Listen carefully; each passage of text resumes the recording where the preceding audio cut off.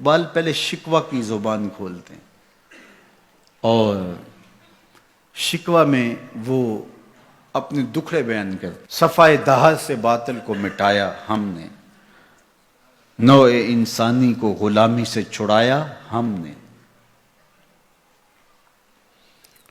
تیرے کعبے کو جبینوں سے بسایا ہم نے، تیرے قرآن کو سینوں سے لگایا ہم نے، پھر بھی ہم سے گلہ ہے کہ وفادار نہیں، ہم وفادار نہیں، تو بھی تو دلدار نہیں. لہجہ تلخ ہو گیا، فتویٰ متوجہ ہوا، لیکن جب جواب آیا تو سارا نشہ اتر گیا. لفظ وہی ہے، صرف صیغہ بدلتا ہے. پہلے تو کہا صفائے دہر سے باطل کو مٹایا ہم نے، رب سے شکوہ کر رہی ہے مشت خاک. اقبال کی زبان بول رہی ہے کہ ہم نے جنگیں لڑی، ہم نے پہاڑوں کے کلیجے چیرے، ہم نے سمندروں میں گھوڑے ڈال دیے، ہم نے تیرے دین کے لیے کیا کیا نہیں کیا. برستے تیروں میں ہم نے نمازیں نہیں ادا کی، ہم نے کربلائیں نہیں سجائیں، ہم نے کیا کچھ نہیں کیا، اور آج ہم ذلیل ہیں. 56-57 اسلامی ملک کو ذلت و رسوائی کا عالم. تو اقبال شکوہ گناہ ہوتا ہے. صفائے دہر سے باطل کو مٹایا ہم نے، نوع انسانی کو غلامی سے چھڑایا ہم نے، تیرے کعبے کو جبینوں سے بسایا ہم نے، تیرے قرآن کو سینوں سے لگایا ہم نے، پھر بھی ہم سے گلہ ہے کہ وفادار نہیں، ہم وفادار نہیں، تو بھی تو دلدار نہیں. اب جواب سنیے، جواب اب ادھر سے آتا ہے، لہجہ اقبال کا ہے، وہی لفظ ہے، صرف صیغہ بدلتا ہے. آواز آ رہی ہے، صفائے دہر سے باطل کو مٹایا کس نے، نوع انسانی کو غلامی سے چھڑایا کس نے، میرے کعبے کو جبینوں سے بسایا کس نے، میرے قرآن کو سینوں سے لگایا کس نے.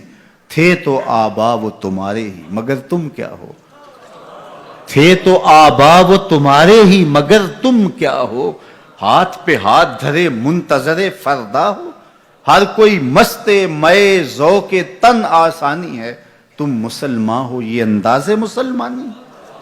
حیدری فقر ہے نئے دولت عثمانی ہے، تم کو اسلاف سے کیا نسبت روحانی ہے، وہ معزز تھے زمانے میں مسلمان ہو کر، تم خوار ہوئے تارک قرآن ہو کر.